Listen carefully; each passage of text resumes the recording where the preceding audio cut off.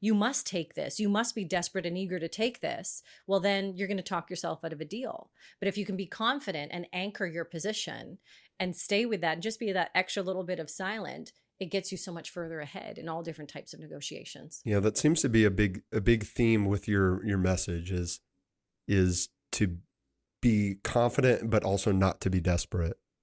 And Yeah. I think if to me, it seems like that's a lot easier said than done, as a lot of, Yeah. great advice is easier said than done. But as a negotiation expert, what piece of advice would you give to people who are trying to defeat bad decision making in their negotiations in the future in their own lives? I would say it's really the art of just learning how to shut up. So one, I mean, the benefit of it is obviously you've seen it firsthand.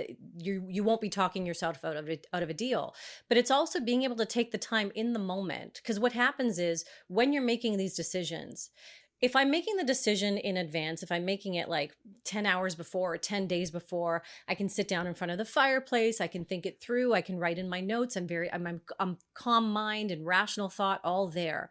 Change the circumstances. Put me in a boardroom where I'm facing somebody now and I feel like there's a big clock ticking in front of me. My rational thought process completely changes. So what can you do, first of all, in advance to think it through before you're under that stressful condition? But then when you are under that stressful condition, to be able to go, no, I'm going to take my time right now. I'm going to take a moment. And I might even say, you know what? I need a minute to think that through. I'm taking ownership of the time in this room. I'm going to look confident, because so many people think, well, if I'm not saying something, they're going to think I'm stupid. But the truth of the matter is you can own. Yeah, you can own the moment, both in your posture, in your facial expression, in your tone, when you say, I need a minute to think about that. Right. So if you can do that in such a way where you just buy yourself a little bit of time for the nerves to go away and the rational thought to come back into your brain, you are going to thank yourself, because you are going to make a much better decision. I love that so much. One thing that I've tried to focus on, not exclusively in negotiations, but important conversations, is I'll notice that I stop breathing. I go, oh my gosh, what? I'm literally holding my breath. It's so easy to do. It's not that important. I'm not that scared or nervous, but I'm not totally comfortable. And so I'm literally listening to this person, waiting for what I'm going to say, and not even remembering to do the one thing that I never think about doing and need to do to live. Just breathe. Just breathe, man. Some of my clients, in fact, even my MBA students, like I don't have one around here. I used to hand out little business cards at the end of all of my keynotes and in all of my MBA classes that had a little pause button on the back of it. And so my students would tell me that they had pause buttons all over their house. One student was like, I have one on my mirror. I have one on my night table. I have one on my computer. And I'm like, I'm really curious, what's the night table one for? He goes, so I don't get into fights with my wife.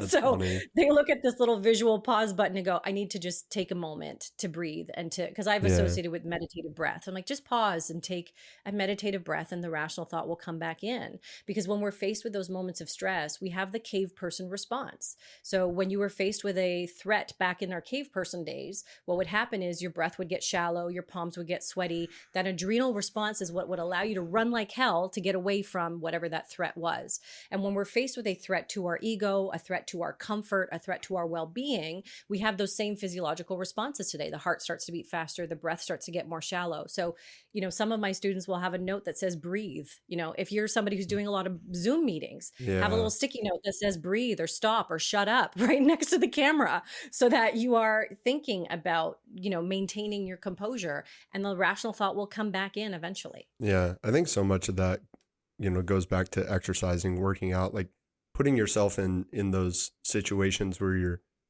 kind of getting that primal, intensity off of your plate for the day. And then you can move forward through the rest of the day with some sense of calm. But, the idea of making decisions before the moment arises, oh man, that resonates so much with me, because Sean, that's everything that we do for our clients, right? Is to say, hey, if we're going to make an investment plan here, we should decide now exactly what we're going to do if these things happen. And it could even be a house purchase, right? Which is kind of one thing that I had done in my own negotiation was I knew what I was not willing to accept, right? That's both a negotiation and a financial decision that I would work through with a client normally, is to say, okay, we need to decide right now exactly what the maximum purchase price is, and then go look for a house that's below that. Don't go look for a house that's at it, because then you're going to get, exactly, 3 weeks into the process, and then that seller is not going to come down, and you've already emotionally attached yourself to the house. Yeah. So, And you get swept up in that momentum too of, well, it's just a little bit more and a little bit more and a little bit more. Yeah. Yeah, exactly.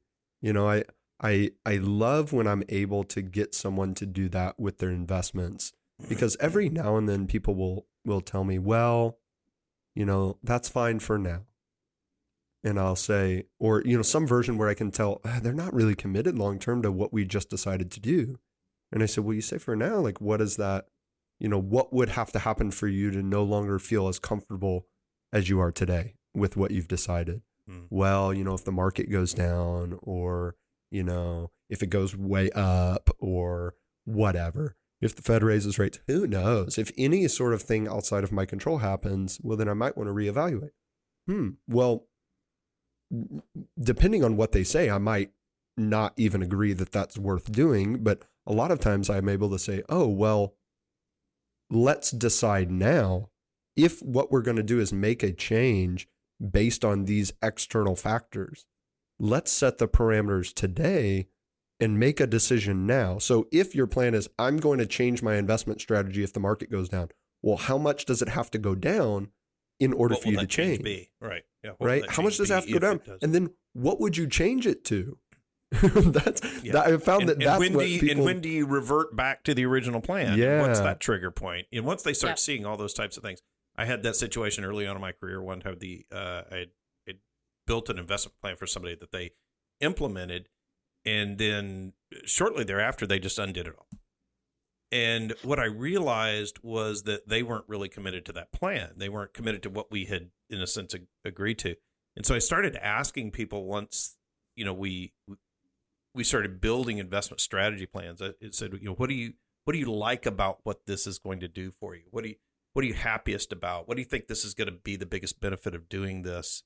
And really helping understand. And sometimes if they didn't know, then I knew I hadn't done my job. If I said, what do you think this is going to help you do? I don't know. Uh-oh. Yeah, well, they made a decision to go back and make you. Sure. Right. They made a decision to appease you, not to actually commit to that plan. Yeah.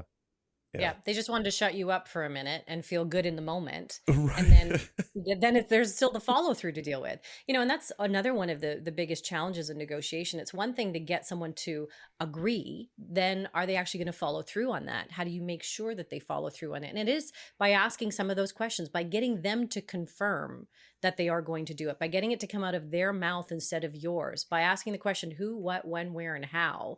We say we're going to do this. Who's going to do it? Who's going to enact it? Well, who's the first person? When is that going to take place? By being able to ask those questions and fully form the action plan, that's when you have commitment or not. And if it's or not, then you need to go back to the drawing board and come up with a new agreement. Fotini, thank you so much for talking to us. Tell us how we can get your book and contact you. Well, the book is available everywhere. Amazon's probably the easiest spot, but all major retailers have it as well. It's called Say Less, Get More. And you can find me. I hang out a lot on Instagram and on LinkedIn. I've shortened the name to make it easy to find. So it's at Fotini Icon everywhere you go. And the website's at FotiniIcon.com as well. Perfect. Thank you so much. Appreciate you talking to us. It's been my pleasure.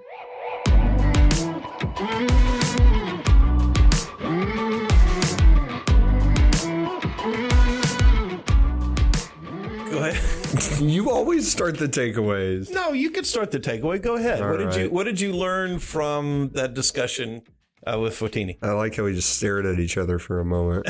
Well, I took away. Well, I really like the part where she told you to shut up. That was where she told me to shut up? Yeah, she was like one of her good I don't think tips. that was directed at me specifically. That was a tactic she was employing. How I remember it was she was telling, that was more focused for you. That was the personal advice section of the conversation. Is that the takeaway from you? Yeah. No, in all seriousness, I really think there's a lot to be gained by staying silent in a lot of cases. There's a phrase that I've used with people called talking past the close, and I think it's relevant when you're looking at negotiations. That if you've got somebody that's at a point of agreement, then she's right. Shut up. Don't keep talking past that point of agreement. I think that was a big learning. Maybe even more precisely, it's don't talk when you are unsure what someone's thinking. Like a lot of times, talking past the close occurs not because someone has already verbally agreed, but they've agreed in their head. You just haven't given them the opportunity to tell you. Mm-hmm. Yeah, there's a chance you can undo the whole thing. The things I picked up from what she had said was really around building the relationships up front. Spending time doing that, building trust by showing integrity, asking a lot of questions. Tell me more about that. We got a lot of that from the Michael Sherlock episode. And then just knowing when to stop, as we were saying. So those are the big things that I got from it. Thanks for listening to this episode of Decidedly. I hope you learned something. I know I did. If you thought our show was 5-star worthy, please check us out on iTunes and give us a 5-star review. It really helps out a lot, helps people find our community and defeat bad decision making in their own lives. Check us out at decidedlypodcast.com and on Facebook and Instagram at Decidedly Podcast. Until next time, I'm Sanger Smith with Sean Smith. This is Decidedly.